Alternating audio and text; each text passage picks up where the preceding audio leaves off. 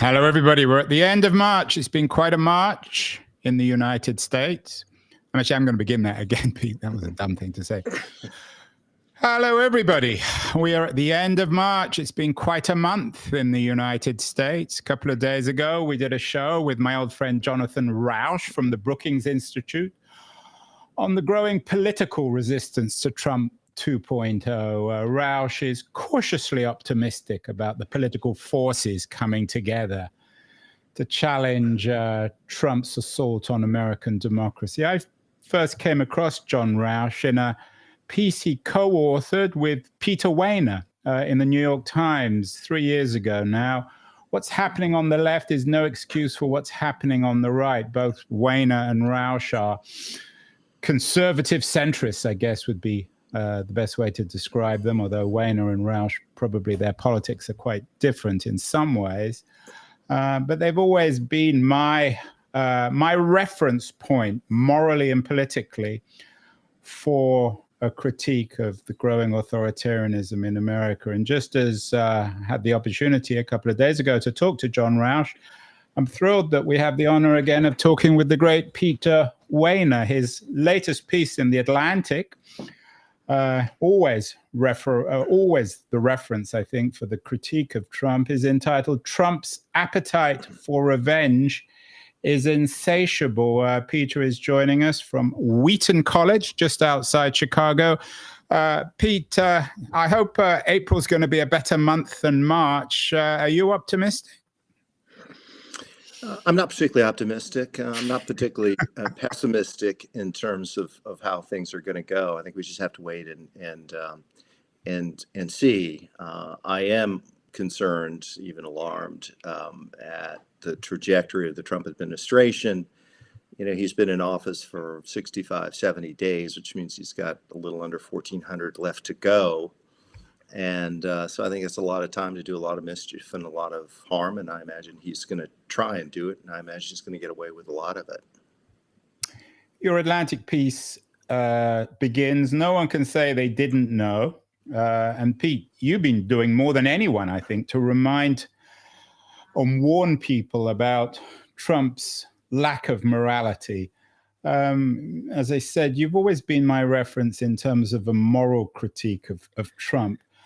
And this is the focus in the latest Atlantic piece. Trump's appetite for revenge is insatiable. It seems to me as if, perhaps in contrast to John, who's more of a political thinker, that your critique of Trump and of the MAGA movement broadly is a moral one. Is that fair? It probably is fair. I think it's just part of who I am.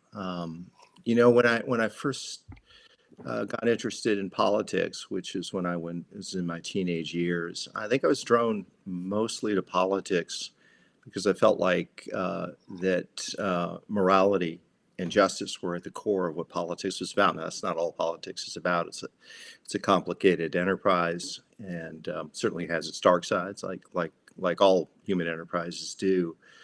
But yeah, I think I've usually seen and started my journey looking at politics in part through a moral lens, and I think that's probably true to this day. It's not the only lens through which I view it, but I think it's probably the one that is most fundamental to my approach to things.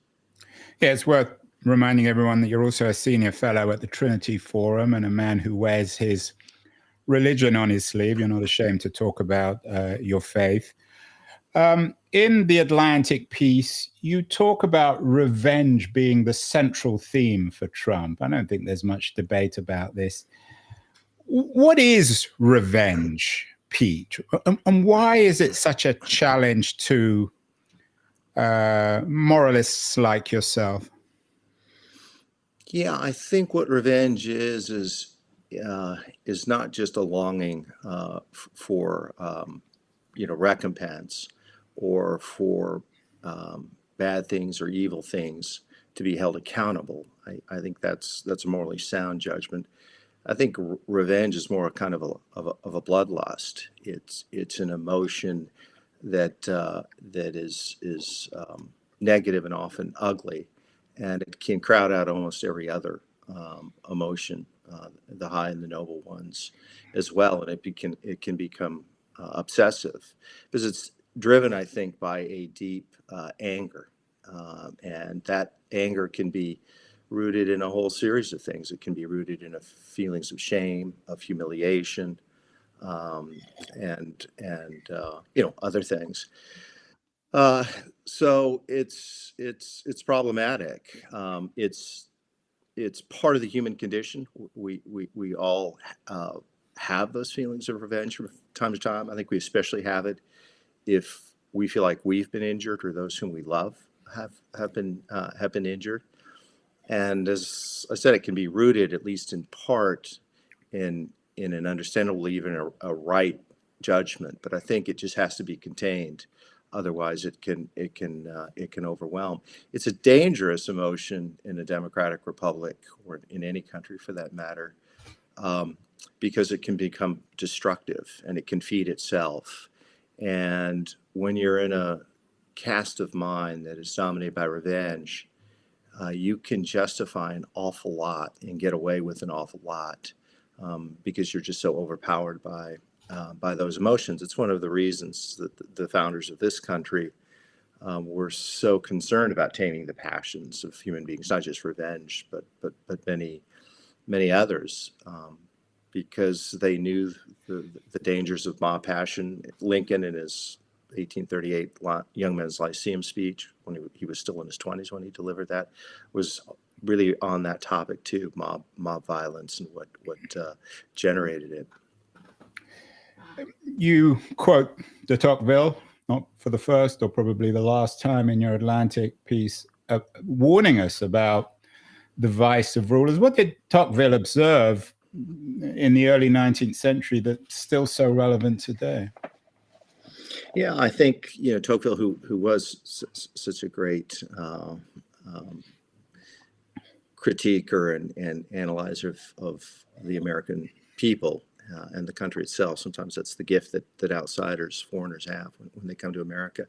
His concern was that when leaders acted in corrupt ways, that would send a signal to the citizenry, to the followers, that corruption is actually the way to get ahead, that it's the means to success.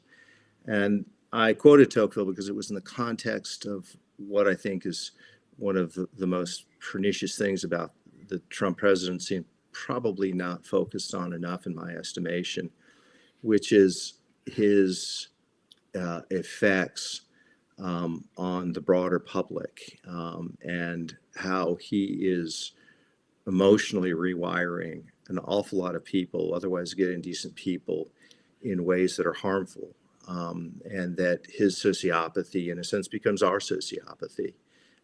His derangements, his conspiracy theories, his vengeance, his cruelty, his crudity, becomes ours. Now, it's not a direct transfer. Obviously, some people are largely immune to it. A lot of people react against it. But I do think that that's the power of leaders, and especially the power of leaders in this age, in which they're kind of omnipresent, and because of social media and all the rest, they're constantly in our face. It's interesting that George Will, back in the early 1980s, wrote a book. It was actually based on a series of lectures that he had given, and it's called Statecraft to Soulcraft, What Government Does. And George is in a different place now. He's more libertarian now than he was then. But his core argument is that politics is, by definition, a moral enterprise, and that politics and statecraft shapes the soul, and that laws are teachers of morality and reinforcers of morality. And so we have to attend to those things. And when I read that book when I was a young man, it made sense to me then, and it makes sense to me now. And that's why I think Trump is in a sense the flip side of what George was arguing for, which is just as a statecraft can elevate people's sensibilities and refine their souls, if you get the wrong person in positions of power, can do the opposite. George Will, of course, very distinguished columnist. I think is a Republican, or was a Republican, like yourself. I'm not sure if Will was ever formally associated with some of the Republican administrations as you were.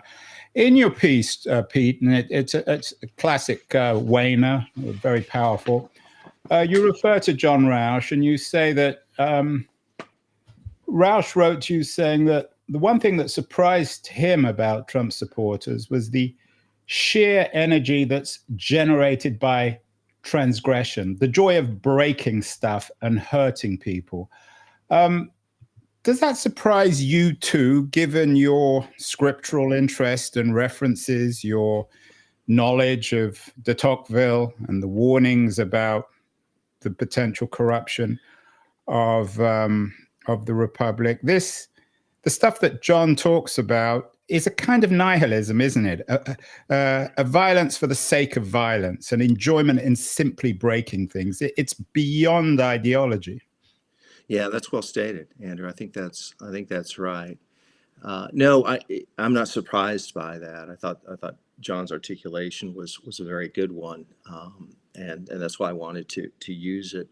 But it's not shocking to me. It's not shocking to me just as a general matter, because I think if anybody studies human nature and human history, the history of politics, history of governments, we see these kinds of things throughout history, and there's the classic example, I suppose, would be what happened with the German people and Nazism and the anti-Semitism and all the catastrophe that followed there.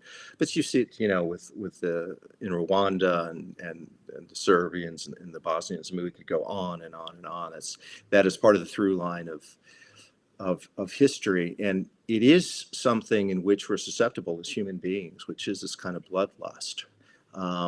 It is that when people do negative things and unethical things, and even cruel and awful things, that it can, in a sense, vivify people.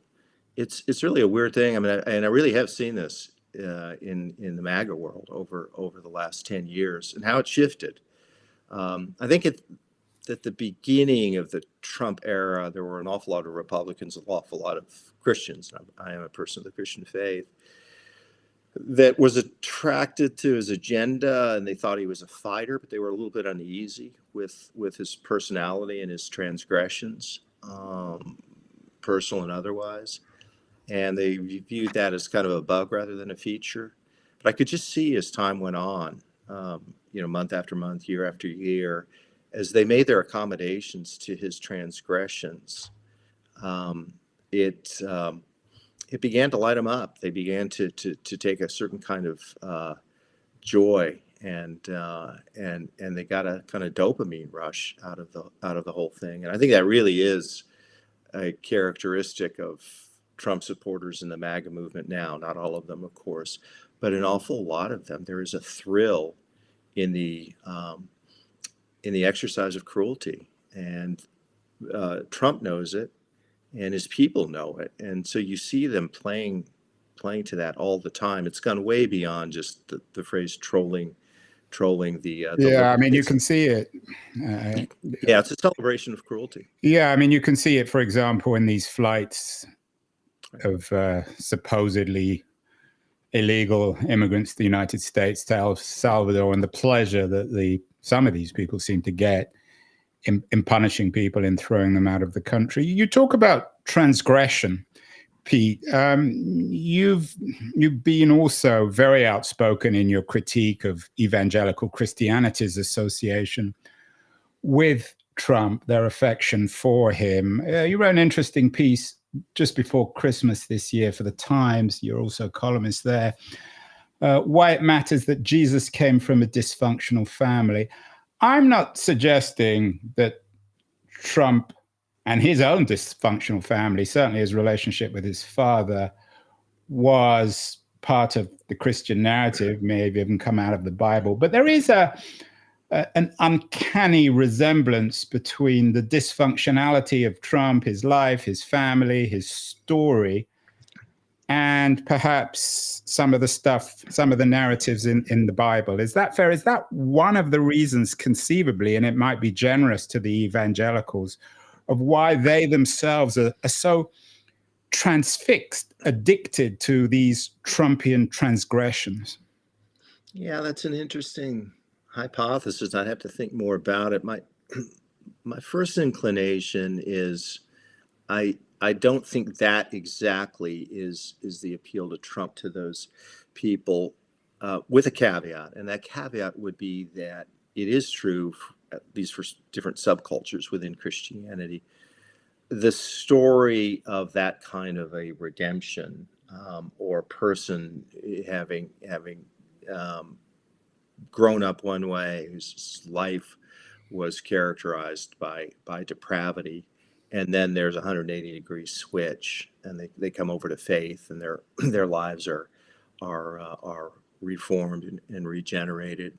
Yeah, that's a powerful theme. We saw it in a way, I would say, with with Chuck Colson, who was a hatchet man in the Nixon administration. We said about Colson that he'd walk over his grandmother, if necessary, for Nixon. So he was a nasty piece of work.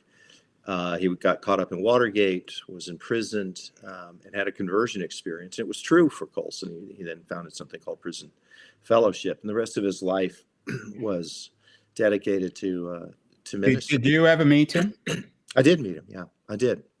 And Michael Gerson, who's a very close friend of mine and worked with Chuck, said that Chuck was a person who had the most transformed life that Mike had ever come across.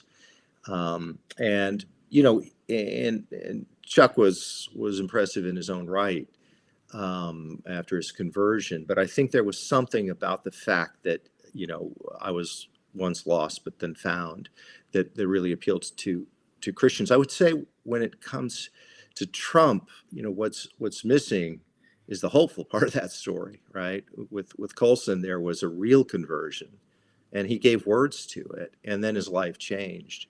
Trump's never really given words to it. He stayed just with a dysfunctional part of his character and his story. I think what appeals more to Christians, as it relates to Trump, is that they view him as a ruthless fighter against people that they really hate and they want to destroy. And in my experience in talking to people as far back as 2015, 2016, you know, what they said at that time is somebody like Reagan or the Bushes or Romney were people of better character than Trump.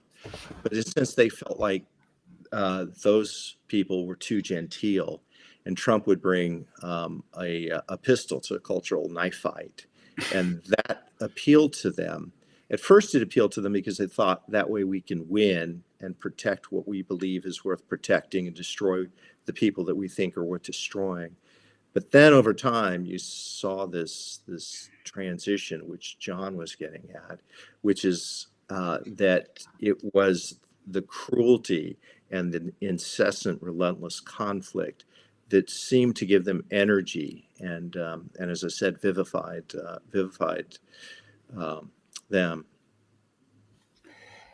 Yeah, going back to what John wrote, or what he told you about the surprise of their destructiveness, the joy of breaking stuff and hurting people. At the end of the 19th century, or in the 19th century, Dostoevsky warned us that this kind of nihilism would be the consequence of the giving up of religion. And it was also a theme of people like Nietzsche, of course. If Christopher Hitchens was still around, Pete, he might say, given his anti-clerical, anti-religious inclinations, he might say, rather than not enough religion, all this nihilism is a consequence of too much religion. I don't want to speak on behalf of Hitchens, but how would you respond to that? Is there any truth to that? Yeah, I do think there's a truth to that. You're exactly right that a lot of people like Dostoevsky and certainly the American founders, you know, they believed that religion was essential to democracy, and the reason that the founders, almost to a person, despite their own religious beliefs, some of them were Christians, some of them were theists, some of them probably none, but they were champions of religion because they felt like religion was the anchor of morality. and that politics couldn't really supply that, certainly not enough. That what they wanted to do was put forward a system of government that they thought that was the best possible, which is checks and balances, separation of powers, and representative democracy, a republic, not a direct democracy. But they kept talking about the fact that the morality of the people had to be sufficient to tame the passions, and they felt like religion could do that. And that's a serious argument, and it's a historically valid argument that religion at its best can do that, and people can begin to internalize, if not perfectly, the Sermon on the Mount and many of the virtues that are championed in the Hebrew Scriptures and in the Christian New Testament and in other faiths as well. The flip side of that is that history is filled with examples in which religion did the opposite, which is it inflamed passions. It took all the intensity and the passions that are inherent in politics and added a kind of jet fuel to it, because it put the overlay of a kind of existential struggle: children of light, children of darkness, God versus Satan, and then it becomes a kind of combustible mix. And I would say today, in the American experience at this moment, the religion is more of a problem than a solution. I think that it is making our politics uglier. I think it's inflaming an awful lot of people in unfortunate ways. And just one other point on this, which is, remember when John Locke, who was so influential in the thinking of the founders, including about the so-called separation of church and state. I mean, John Locke had come out of an experience of 2 centuries of the so-called religious wars in the European continent. So he and others at that time were very aware of what religion could do. Religion's history, Andrew, is very mixed. There are moments of glory and humanization, the belief that people are made in the image of God and therefore are owed inherent human dignity. And there are moments in which it is judgmental, cruel, the trigger for war, and all sorts of other ugly stuff. So it's a mixed history, like so many other things. What do you make of John's new book, Cross Purposes, in which he suggests that one way out of our mess, certainly the intolerance in America these days, is through religion? He's a self-described gay atheist Jew, so he's on the other extreme from you. But he sees in churches like the Church of the Latter-day Saints a way out, a model of toleration, even if the history of the Latter-day Saints, once known as the Mormons, is obviously racist and misogynist and all the rest of it. He sees some religions as being a solution, and he sees there being, I'm sure you're all too familiar with his thesis, an intimate, essential connection between religion and democracy in America. Yeah, I think John is right. Religion is so interwoven into our country's history in ways that's just not the case with other countries, and that's just a given. And John, as you probably know from having interviewed him, said that the dumbest essay he ever wrote was in 2003 in the Atlantic, which was a celebration of what he thought was the dying of religion and the rise of secularism. I do think that there's something right at the core of that, because I think for an awful lot of people, faith is intrinsic to who they are. Excuse me. Faith is intrinsic to who they are, and I think that faith, rightly understood, can do a lot of good in individual life, in the life of a nation. And I think to try and reflect on how to heal the republic while excluding the role of religion probably is not a wise way to go. And you're right, John profiles at the end of his book and uses as a model the Latter-day Saints, because there is within the LDS now, as you said, it's got a checkered history, but now there is, I think, a disposition that is linked in part to some of the persecution that they suffered, a willingness to compromise and not to assume that they have to win all battles and get 100% of any given deal. But he's critical of what he calls thick and thin religion. So he's obviously very aware of the downsides of faith. I thought it was a very, very good book because John is a wise and brilliant person. And the other thing that I respect about John is that he really has a kind of intellectual integrity and a disinterestedness. He is able to look at himself and others who hold his views and see the weaknesses in their arguments, as well as the strengths. The fact that he sees a place for religion is, I think, helpful, and I think it's in part because he's met over the years people of faith that have shattered some of the views that he had, caricatures perhaps in some instances of what he had, but also his own life experience when he was on the receiving end of a lot of ugliness because of who he is.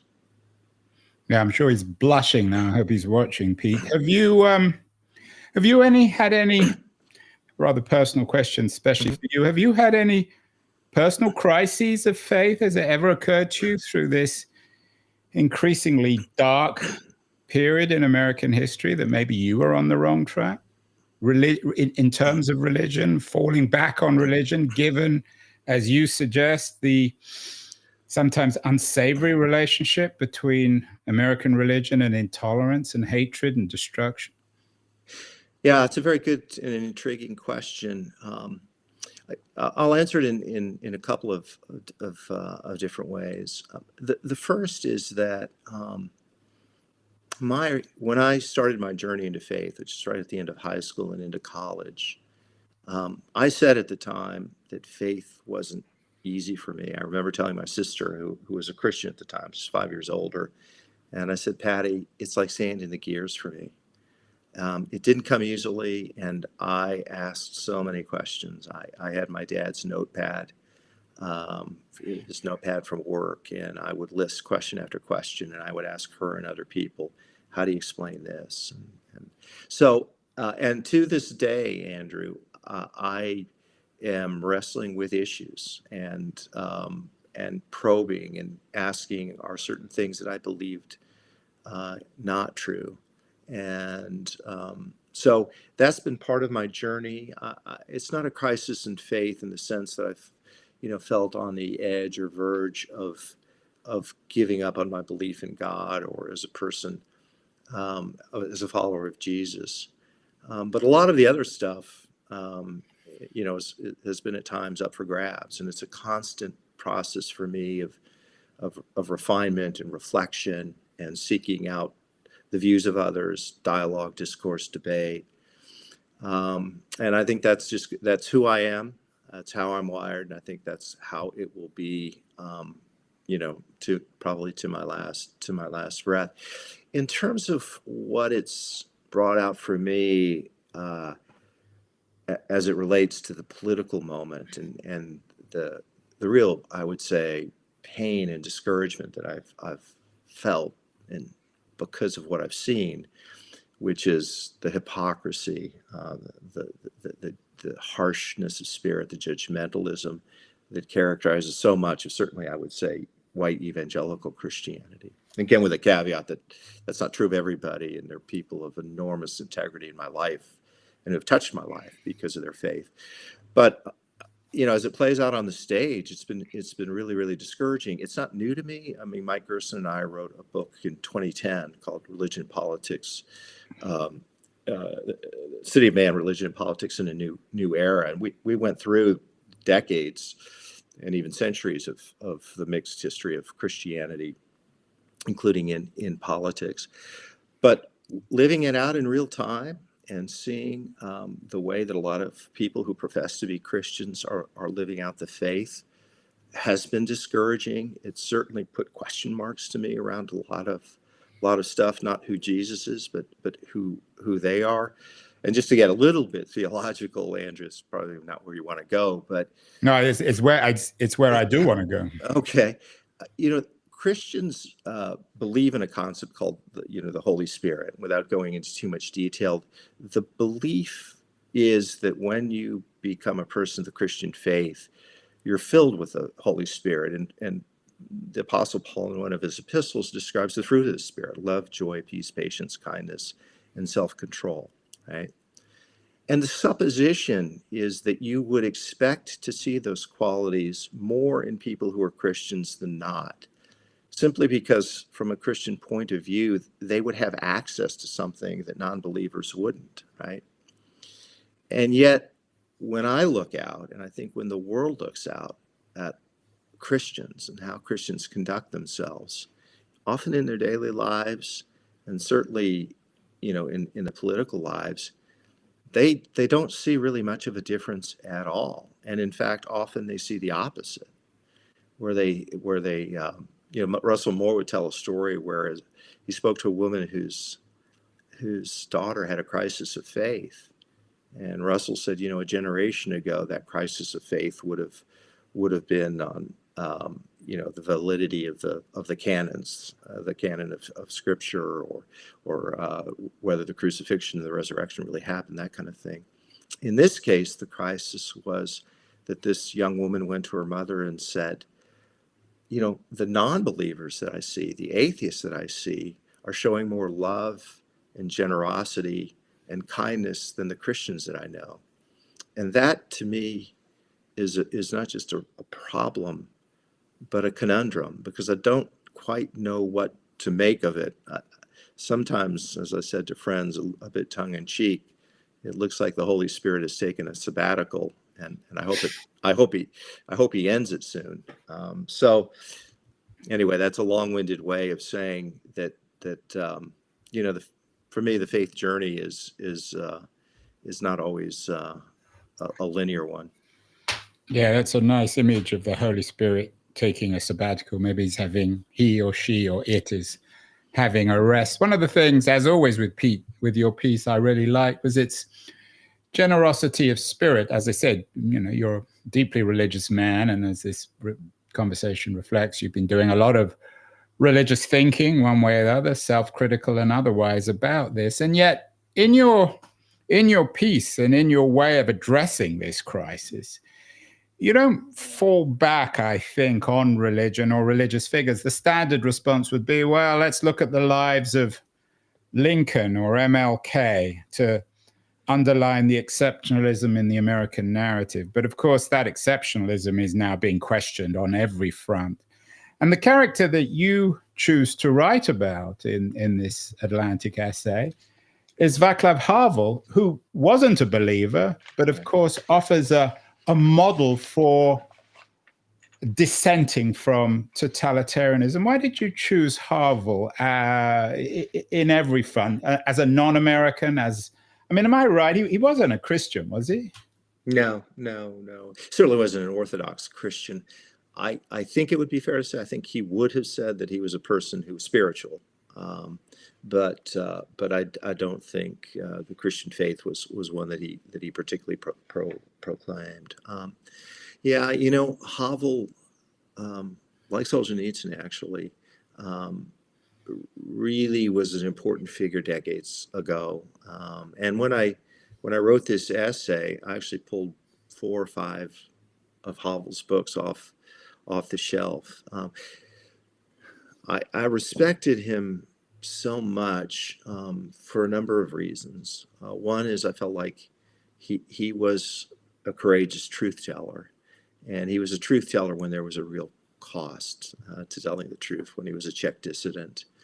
He was a person of intellect. I'm not sure if he was a philosopher per se, but he was obviously acquainted with philosophy. He's a great playwright, and the aesthetics of human life really meant a lot to him. And I think that he reflected that in who he was and what he said and what he wrote. I thought there was a generosity of spirit in his approach. And he had a view of politics in which he said the moral origins of all what he wanted to come back to is the moral origins of all genuine politics is a phrase that he used. And then, of course, having been a dissident and having spent years in prison for speaking out against the communist government in the Czech Republic, he became the president of Czechoslovakia. And then his meditations and reflections on that, to me, were really, really interesting, and how, in some respects, it's easier to be a dissident than it is to be a president, because you can speak about and call people to high ideals, but then the practical implication, the practical application of those things is really complicated, and he faced that too. And then the last thing I'll say, and I quote this line from him in his essay in Summer Meditations, is, "There's only one thing I will not concede, that it might be meaningless to strive in a good cause," and that appealed to me too, because I do believe that we as individuals are called to act and do what's right and has integrity, and it may not succeed in any given moment in time. We just don't know that, because success is beyond our capacity to control. But what isn't beyond our capacity to control is our own lives, our own actions, and whether we do conduct ourselves with integrity. And Havel, I thought, embodied that. Yeah, you talk about his moral origins of politics, and in that quote, you say, anyone who claims that he wrote, so anyone who claims that I'm a dreamer expects to transform hell into heaven is wrong. He was a realist. But there is a kind of Havelian quality to the moral drama, the moral theater we're observing, Pete. America spent decades fighting the godlessness, the supposed godlessness, immorality of communism, supporting guys like Havel. And now religious guys like you are falling back on Havel to protect American democracy from the very kind of authoritarianism that America was supposed to be fighting in the Cold War. Yeah, I guess William Blake would refer to that as the fearful symmetry, in a way, of what is unfolding. I do think that that's a fair description of what's happening in America. I don't think that my life has been characterized by melodrama in terms of my writing. I don't think that that's a particular part of my personality or disposition. But I do think that we're witnessing an attempted authoritarian takeover. I just think that's where the facts and the evidence lie. And you use the word drama, and that, Andrew, is very much how I view this moment. This is a great and unfolding drama, and I wish it weren't, but it is, and we are where we are, and America at its best and its ideals are worth standing for and fighting for as best we can, given our stations in life and our seasons in life. This moment is unusual for America.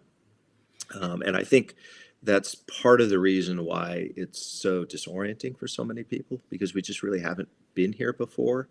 And it is why, for me, the writings of people like Havel and Solzhenitsyn resonate, because while our situation is still dramatically different than theirs, I think the stakes are the same. And again, to underscore what Havel and Solzhenitsyn talked about was the importance of truth. Solzhenitsyn gave a beautiful Nobel Prize lecture in 1970. Well, he actually gave it later because he was in the Soviet Union at the time. He won the Nobel Prize in 1970. And he used the line that one word of truth will save the world. It was actually based on a line of Dostoevsky. And so the Nobel lecture was a meditation on that concept. And he too wrote about, spoke about, and embodied in his life the importance of pursuing truth for the sake of truth. Yeah, of course, Solzhenitsyn and Havel are very different kinds of characters. One Absolutely. thing about Havel that perhaps is worth noting is the role of humor. There is something so absurd now about Trump, about the kind of characters he's chosen to run the country. Should the resistance, Pete, be a little funnier? Should we be finding this? I mean, it's a tragedy, but it's also a comic tragedy. It's so absurd. Should we be laughing a little bit more rather than crying? Yeah, it's interesting that you mentioned that. I sent out a link the other day. It's actually a link to The Daily Show, which is Jon Stewart and company, and it was a very, very funny bit on Trump. And I sent it to some people, and I said, well, we may as well laugh where we can. And I do think that humor is important. I will also say, Andrew, that I've always thought that humor was a much more powerful thing in politics than I think most other people do, because humor, when it's done really well, whether it's through satire or other means, can deliver a punch, but it isn't, at least when it's done right. It's not done in a vicious way, and it allows people to sort of get the joke, and that there's some deep truth, some deep insight beneath the humor that it kind of names, but it's not malicious. So I thought in general that the humor is a very potent thing. I think some of the best politicians have understood that, and I do think that in this moment, because there is a tragic element to it, it's important to keep people's spirits up. I'll say one other thing, kind of along the same lines, which I've discovered in my life, and I've talked to other people about it too, which is it's extremely important, if you care about what's happening to this country and you're grieved by what's happening to this country, is not to let that fear, that concern, that anger to dominate your life, or to let Donald Trump dominate your life or imagination. Because in a sense, then he wins and that movement wins. And so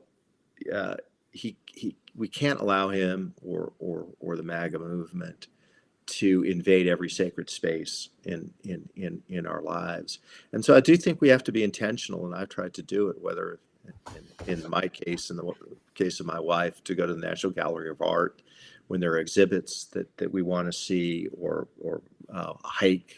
My wife in particular does that. Nature, music, and just to tune out at certain moments of the craziness that's happening, and to tune in to the rest of life, which can remind us of the enchantment of this world and the wonder of this world.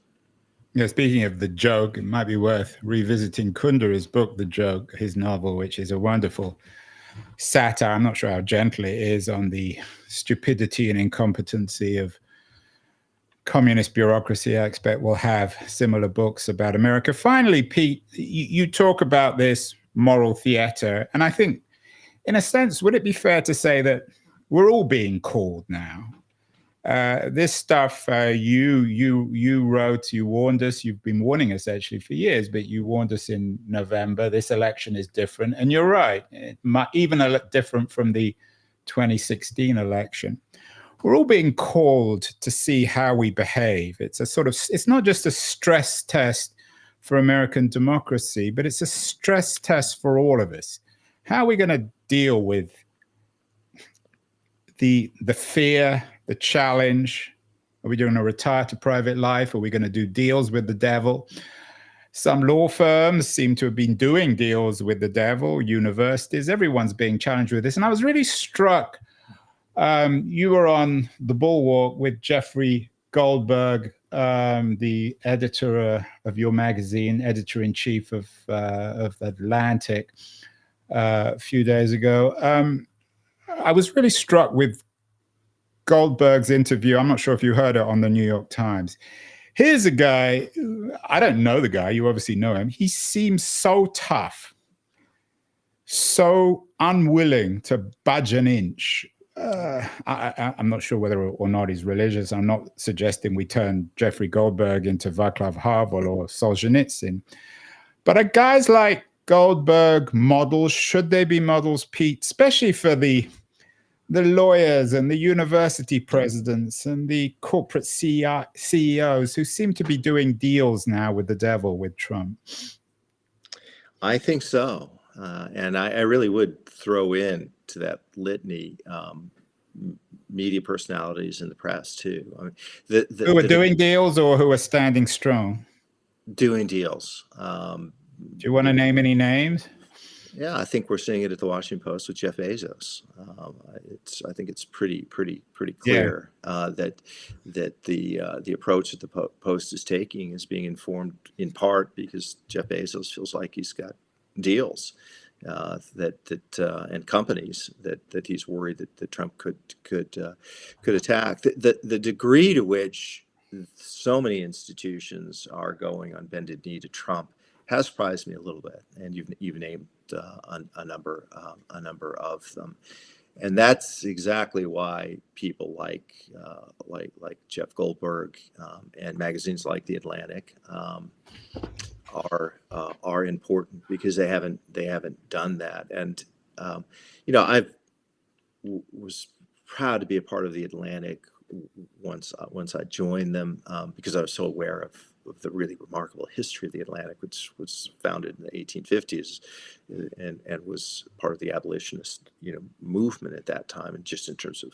the arguments that it made. So it has a wonderful history. So for somebody like me, kid grew up rich on Washington, went to University of Washington, to be a part of The Atlantic was special. But I've never been prouder of being part of The Atlantic than I am now, for precisely that reason. They have not bowed. They've continued to make the case. The story that Jeff broke about the signal call that he was a part of was extremely important, and I think he's handled himself absolutely correctly. Initially, he held back on revealing some of the details. Then they went after him: character assassination, lies, nihilism, ad hominem, and all the rest. And he said, okay. He didn't reveal secrets that were going to put anybody into harm's way, but he showed that they were liars. And at a time in which truth tellers are contracting, it means that people who speak truth are more important than ever. So this is a stress test. John F. Kennedy said that there's a reason that profiles encourages a thin volume. Courage is an uncommon human trait, an uncommon human virtue, and we're seeing that play out now. And I think that's the reason why, when you find people who have some measure of courage and integrity and are willing to speak up for what's right, when it's hard to do that, increasingly hard to do it, it's worth acknowledging those people, celebrating them, and where possible, defending them. Is it worth giving a shout out then to Lauren Powell Jobs, who owns The Atlantic? I'm guessing that she and her board had lots of conversations with Jeffrey Goldberg over this leak, whatever you want to call it, on national security. In contrast, say, with Jeff Bezos, who's clearly folded with Trump. Should we commend Jobs? I certainly would. I mean, I'm not privy to any of those conversations, but I've certainly had private conversations with people not at The Atlantic, but just friends of mine, on exactly that point, and how grateful I am that she is where she is, and that she's holding firm the way that she is, because it isn't easy. One of the reasons, Andrew, that I wrote as often as I did, warning about Trump, was precisely because I felt like if he won, we were going to become, in many respects, spectators in the Trump drama, and the capacity to prevent him from the harm that he's doing would be extremely limited. It doesn't mean that there are no options, but especially now at the outset of his administration, the room for action for the opposition is limited. And when I look at what he is doing, whether it's the decimation of the Global AIDS Initiative, PEPFAR, or USAID, or the National Institutes of Health, I mean, you go through it. This is not just a wrecking ball on the load-bearing walls of democracy. But there is profound human carnage that's following. Millions and millions of people are going to die because this man and his people decided to gut and ruin programs and slander people in the process for no reason other than to do it. And to see the fact that he did it, I kind of understand, because I've always argued for as long as he's been part of the public stage in 2015, 2016, that he's a person with that's suffering from sociopathy. So I think for Trump, morality is to Trump what color is to a person that's colorblind. I don't think he can even see morality, but the people around him can. And the fact that these people are complicit in this effort to do so much harm, especially to the most innocent and vulnerable people, is just awful, and it's only getting started, and so that underscores again the need for people to speak up and to stand up, and to know that this, even if this is a difficult, dark season in our national story, it's not the end of the story, and there are inflection points in a human life. And there are inflection points in the lives of nations, and we need one in the United States right about now. We're saying not the end of the story if Pete Wehner is around. It's the opposite, I think, of Donald Trump, whereas Donald Trump sees no morality anywhere. Pete sees it everywhere. Keep doing your brave, noble work, Peter Wehner. We will talk again in the not too distant future. Happy April, and keep well, and most importantly, keep safe. Thank you so much. Thanks, Andrew. It's always a pleasure.